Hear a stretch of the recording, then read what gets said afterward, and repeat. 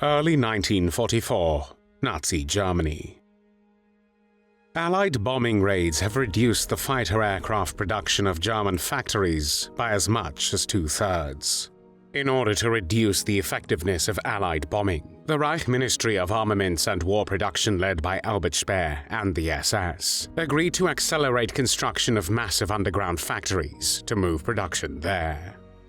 New concrete bunkers using concentration camp prisoners are to be built because existing underground areas such as caves and mines are not suited to factory production. In 1944 and 1945, hundreds of satellite camps attached to major concentration camps are established throughout the German Reich, where inmates are forced to hollow out the sides of mountains or caves for immense systems of tunnels and factories to develop and build new weaponry, such as remote-controlled anti-aircraft rockets or strategic bombers that would be capable of striking the United States from Germany. One such camp becomes Ebensee, which will be operational for 1.5 years and claim the lives of at least 8,200 people, 1/3 of the prisoners held there. One of their most brutal tormentors becomes the camp's last commandant, Anton Ganz. Julius Anton Ganz was born on the 6th of February 1899 in the town of Kettershausen, then part of the German Empire. He was the son of a farmer and shoemaker Joachim Ganz and his wife Rosina. After 7 years of elementary school, young Anton went on to attend secondary school in his hometown of Kettershausen for 3 years. When the First World War began on the 28th of July 1914, Anton was 15 years old. 3 years later, in June 1917, he was drafted into the army and received military training in Munich.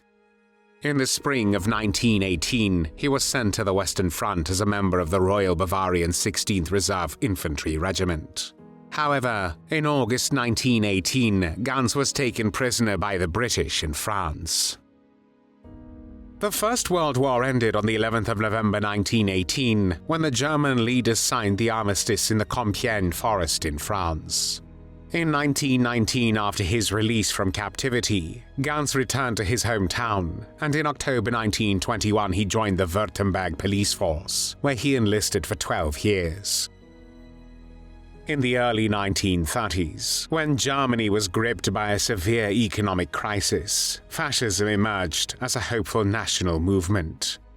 Adolf Hitler and the Nazi Party promised to restore economic stability, end rampant unemployment, and revive national pride. On the 1st of October 1931, Anton Ganz joined the Nazi Party and its paramilitary organization, the SA. However, in April 1932, Ganz left the SA and joined the SS, which was originally established as Adolf Hitler's personal bodyguard unit, but later became both the elite guard of the Nazi Reich and Hitler's executive force prepared to carry out all security-related duties, without regard for legal restraint. On the 30th of January 1933, Adolf Hitler was appointed Chancellor of Germany by President Paul von Hindenburg.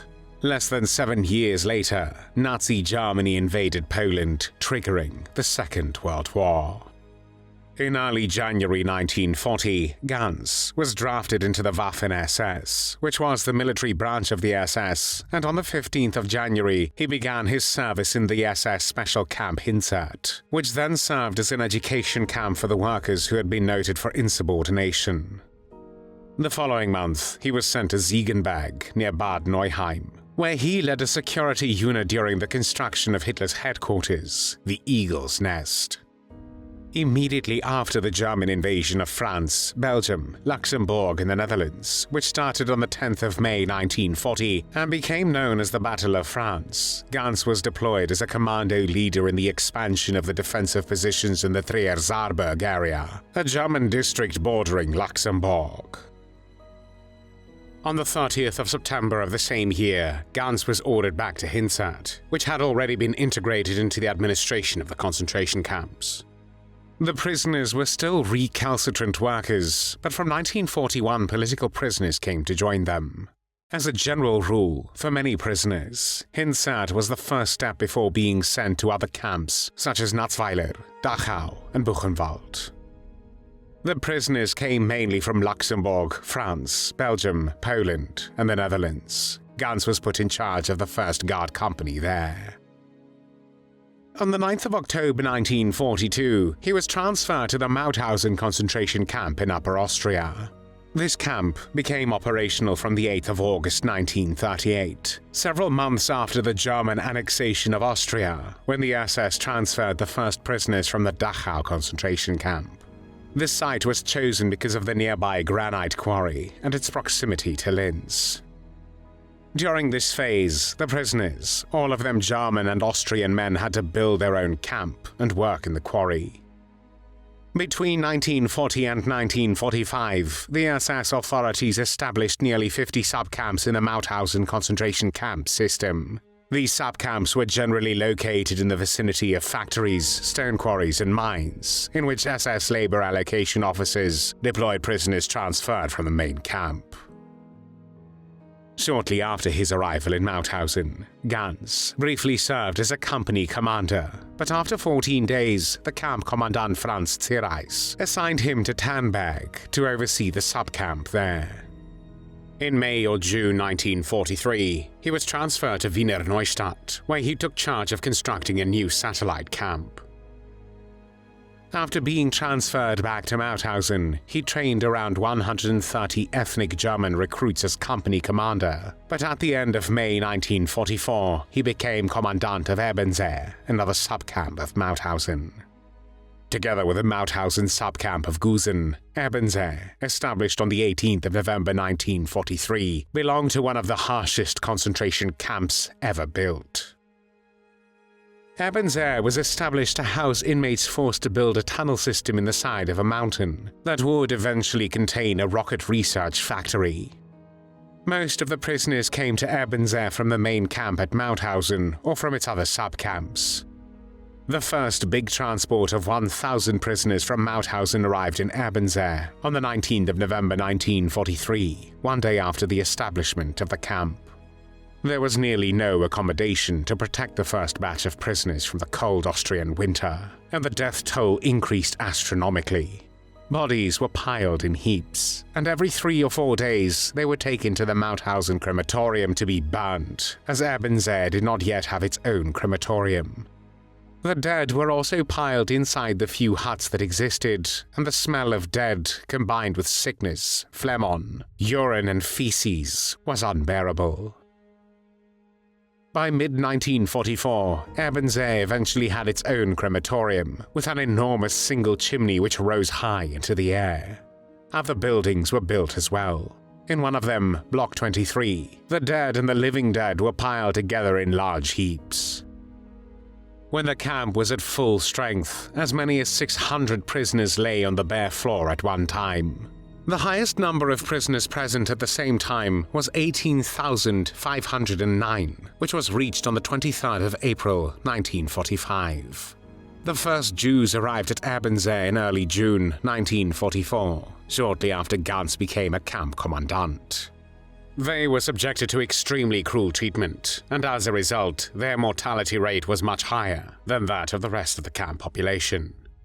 When on the 3rd of March 1945, over 2,000 Jewish prisoners arrived from the Wolfsberg subcamp of Gross-Rosen, Anton Ganz forced them to remain outside during the snowy weather for almost 2 days.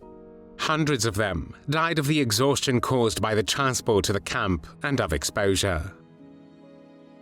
Among the prisoners of the camp, Ganz gained a reputation of a brutal murderer and sadist. Drahomir Barta, a member of the Czech resistance movement imprisoned in Ebensee, later recalled, "In the camp, Ganz only walked with a whip. When he met prisoners, he beat them for no reason. Otherwise, he punched them. When they fell down, he kicked them, strangled them, and kicked them in the face with his boot." Very often, after such a rampage, the prisoners were left dying on the ground. Another prisoner, Jean Biondi, said of Ganz, his favorite amusement was to tell the prisoners over and over again that none of them would ever leave this camp alive. As punishment for escape attempts, he would order the guilty to be hanged and choose the hour for execution during the evening roll call.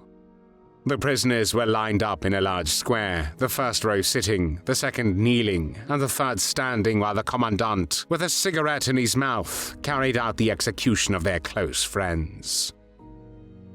As the war was coming to an end, the mass evacuation from other camps put tremendous pressure on the Mauthausen complex, which was the last remaining camp in the area of Nazi power. The 25 Ebensee barracks were designed to hold 100 prisoners each, but at this time, some of them held 750 each. There were also prisoners who were kept in the tunnel systems and outside under the open sky. The crematorium was unable to keep pace with the deaths, and naked bodies lay stacked up outside the blocks and the crematorium itself. In the closing weeks of the war, the death rate exceeded 350 a day. Anton Ganz ordered 2 secret mass graves to be dug to dispose of 2,167 dead bodies. The bodies were flung into the quicklime, and amongst the pile, feet were seen to be twitching. By April 1945, the overcrowding was so bad at Ebensee that more prisoners died daily than could be handled by the crematorium. On one day in April 1945, a record number of 80 bodies were removed from Block 23 alone. That month, 4,547 prisoners out of a total population of 16,000 perished. On the 30th of April, the Nazis released most of the German prisoners and halted all forced labor. On the 5th of May, Anton Ganz tried to get the remaining prisoners to enter one of the mountain tunnels. They refused, and the camp staff left, leaving only elderly Germans armed with rifles to guard the camp. When the prisoners realized that the SS had deserted the camp, they killed 52 camp functionaries who had collaborated with the SS to create the camp's hierarchy. On the 6th of May, American troops liberated Ebensee and found that same tunnel full of explosives. By refusing to enter the tunnel, the prisoners had saved themselves from being blown up by the Germans. Out of 27,000 prisoners who were held captive at Ebensee, more than 8,200 prisoners died before the liberation, making the death rate for Ebensee subcamp 31%. After the war, Anton Ganz hid with an Austrian farmer. He returned to Germany in 1949 and under his real name found employment with a construction company, where he worked until 1963 and retired 2 years later. In November 1967, Ganz was taken into custody, but after 7 months he was released on bail of 20,000 Deutsche Marks. However, he did not escape justice. The trial against Ganz began on the 26th of October 1972, and on the 15th of November, the Memmingen District Court found Ganz guilty of quadruple murder and sentenced him to the maximum punishment permitted under West German law, life imprisonment. However, he was released on the grounds of ill health, and when he died of cancer on the 25th of July 1973, he was 74 years old. There were no tears shed for Anton Ganz.